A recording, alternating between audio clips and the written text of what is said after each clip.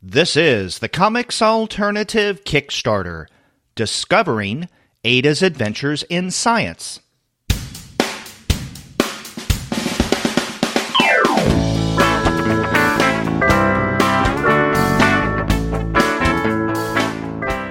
Hello and welcome to another episode of the Comics Alternative Kickstarter. I'm Derek, and this is the weekly series where I talk with creators who are kickstarting comics-oriented projects that are basically in our wheelhouse, right? So we're really not interested in the superhero stuff. And I'm here this week with Laura Sorvala and Edward Gomez. They have an exciting new project called Ada's Adventures in Science. Laura, Edward, welcome to the show. Hi, Derek. Thanks for having us on. Hi, thanks. I'm glad we were able to arrange this. You guys are in the UK, so it's afternoon for you as we record this. I'm here in the US on the East Coast, and it's morning for me. But hey, we're able to talk across the pond. And I want you to introduce our listeners to Ada's Adventures in Science. Okay. So Laura and I came up with this idea because we're both, like many of your listeners, massive comic book geeks. And we first got to know each other because Laura was working as an artist, sketchnoting a talk that I was giving, and I'm an astrophysicist. So I was talking about astronomy. Laura was drawing all the things that I was talking about. And then in the bar afterwards, we both chatted about drawing and comic books and sci-fi and things like that. And from that moment, I thought, I want to create something with Laura that shares both of our interests. And then an opportunity arose to create something for an educational project that I run here in the UK. So we put together a whole load of ideas, and really the education project is about empowering and inspire kids to want to be, not necessarily want to be scientists, but to want to do science or to believe that they can do science.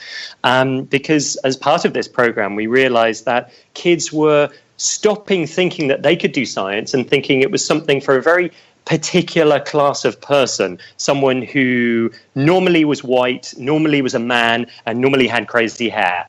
And we wanted people to believe that actually they can do it. And so that's how Ada, the character of Ada, was born. She's named after Ada Lovelace, who was fundamental in history as the first computer programmer. And we put together this little story about asking questions, which is one of the fundamental parts of doing science. And really, anybody can do science because anybody can ask questions. So from what I understand, Edward, what you just said, and also reading the description of the campaign on your site, you're using the character of Ada as kind of a stand-in for the reader, an individual who asks questions, and the comic is basically built around responding in one form or another to the various questions that Ada has. Sort of, yeah. Actually, so you're dead right that Ada is the central character, and Ada is the audience. And that was something that was really Laura's creation, to have the person who's the person at the center as be the audience. So, Laura, maybe that's a great point for you to jump in and say how that process worked. Yeah, sure. So I think from the start, it was quite important that the kind of narrator of these stories wouldn't be a teacher. So at first, when we did the first comic, and we didn't know we would be doing more than one, we were talking about how this story might work, and Edward gave me lots of exciting content and facts and different scientists that we could talk about, and realized if it was a teacher talking about these things and telling others how it is, it wouldn't be anywhere near as empowering as making a child just as knowledgeable and able to ask questions and tell other kids that actually, hey, this is something you can do. And I think that's had a massive effect now that we've seen how kids have responded to these comics. And then, so making Ada also look a bit more like somebody who's from a minority group rather than doing the white boy. That could have been a very easy choice to do. Both me and Edward are white as well, so we wanted to think, well, how can we make it more inclusive? And knowing that in science and those kind of industries, there aren't that many women there, and it's still a bit of a sort of gap where we go, hey girls, yeah, you can do this too. It's not sort of an industry that requires some kind of skills that you wouldn't naturally have. It's interesting that you mentioned this, because just recently I spoke with Clifford Johnson about a new book that he has published, The Dialogues, Conversations About the Nature of the Universe. Are either of you aware of this? I'm not, no. No. Yeah, it's something that was published back in November in the U.S. from MIT Press. And he is a physicist as well, Edward, and what he does in the dialogues, and the book is set up as a dialogue between a couple of people or various people, but in each chapter or each dialogue, you get two people going back and forth dealing with questions of science.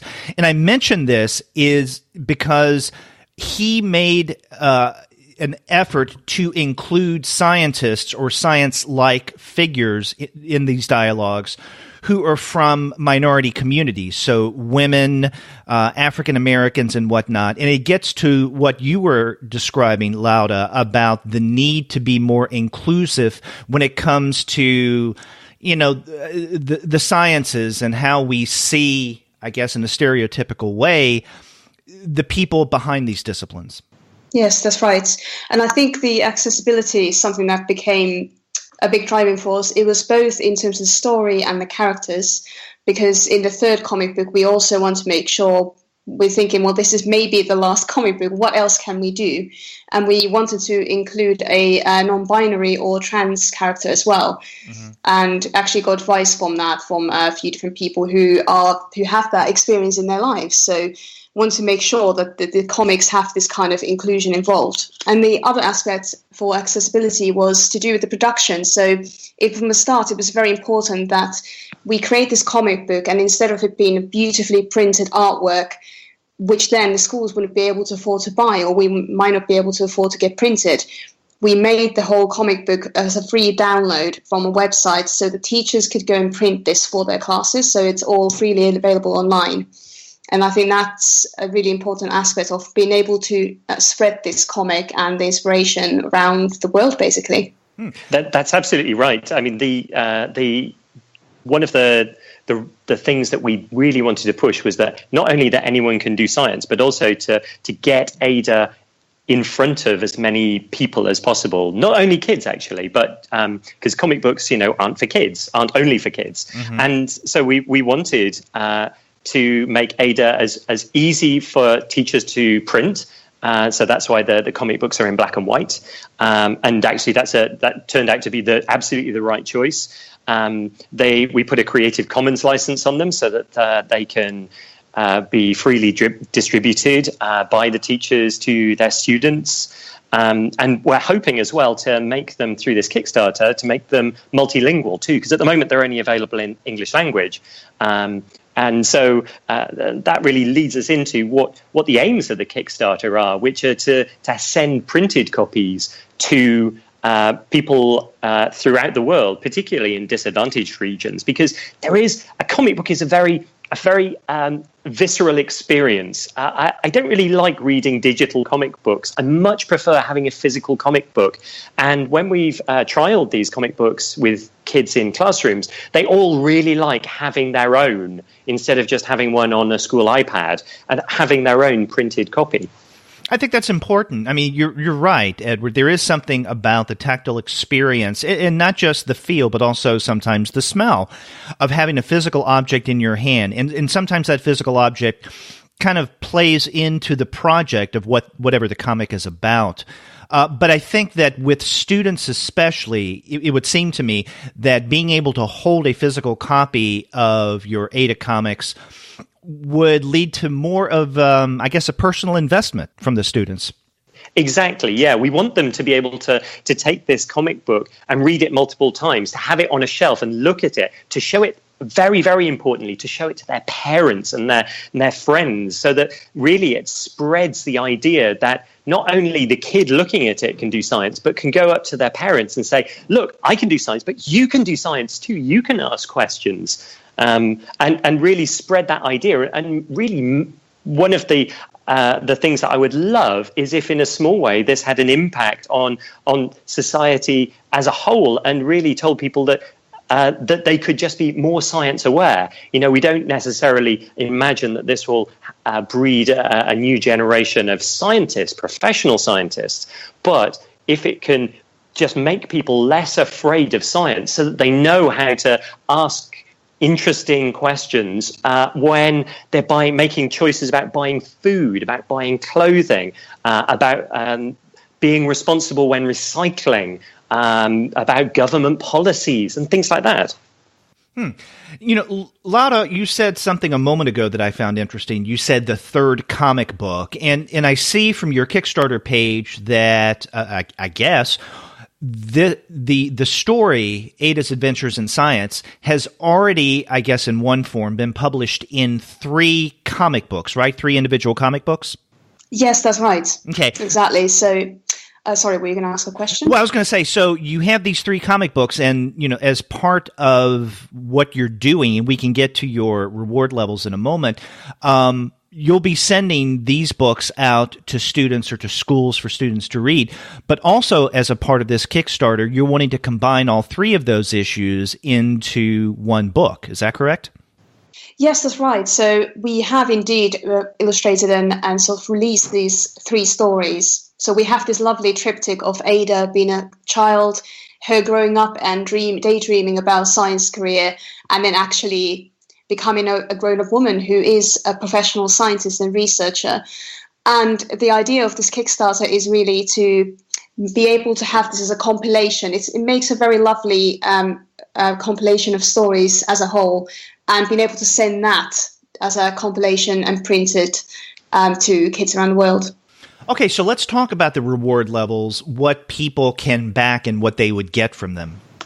Yeah, so anybody can pledge any amount, just like with all Kickstarter projects, and any amount will go towards helping us to send these comic books in front of kids. If we achieve the Kickstarter goal, then we will not only be able to send printed copies to kids, we will do new artwork for the cover and the inside covers of this compilation, and we'll create an educational activity which will combine the science and the artistic forms of creativity. So people often forget that science is very creative. Obviously, people make the connection that art is very creative. And we'll create an educational activity that will accompany the packs that we send to schools, so that teachers can not only give their students the comic book, but can also run an activity with them. So I think that is something for backers to remember. It's very important. Not only with most of the reward levels do backers get a copy of the finished book itself, but depending on what they contribute, a number of comic books will be sent out to students at various schools. So, for instance, if someone pledges £20 or more, then they'll get the book, plus you guys will send 30 comic books to a school classroom in a disadvantaged region. For £25 or more, someone will get the book, and you'll send 30 comic books to a school of the pledger's choosing, and then that goes up from there. For £35, a copy of the book, and 60 comic books will go out to students. £100 or more, which you call the school pack, someone backing it will get a copy, plus you will send 300 comic books to a school classroom in a disadvantaged region. And it just goes up from there. So I think that is an additional reason to back this Kickstarter Ada's Adventures in Science, because not only will someone get something, the actual book itself, but they will be helping students in different schools. Will this be primarily in the UK, but you'll send to other regions as well? No, so we're going to send them all over the world. Okay. We have a network of partners that we're going to be working with to identify schools in disadvantaged regions. We work with the professional body for. We work with the Learned Society for Astronomers, which is called the International Astronomical Union. They have an Office of Astronomy for Development, where they use astronomy to inspire people in developing parts of the world or regions which are in need of development. And so they have a big network across the world, and they'll identify schools that we can donate some of these pledges to. And I see that the deadline for your Kickstarter is Friday, February 16th at 3:30 a.m. Eastern Standard Time. So that would be, I guess, around mid-afternoon for you guys in the UK. So when this episode goes up, it'll be just a little under a week that people have to go and find out more about Ada's adventures in science and then to back that. Yeah, that's right. Now, if our listeners wanted to find out more about what each of you do, in addition to Ada's Adventures in Science, do you have websites or social media sites that you normally refer people to? Yeah, we do. Both of us have not only social media presences, but also websites. You can find out more about me at edward.gomez.me.uk, and my Twitter handle is Zemogle. And my website is www.auralab.co.uk, and my Twitter handle is _auralab. Okay. So not only can our listeners find out more about your campaign on Kickstarter, but they can learn more about what the kind of work that you do in both science with you, Edward, and also especially in art with you, Lauda. Yeah. Yeah. That's right. Again, the deadline for this Kickstarter is Friday, February 16th at 3:30 a.m., very, very early Eastern Standard Time, so make sure that you back them before that. Lauda, Edward, thank you very much for being on the Comics Alternative Kickstarter series. Thank you very much, Derek. It's been a blast. Thank you. And we will be back next week with another Kickstarter campaign. Until then, have a great weekend.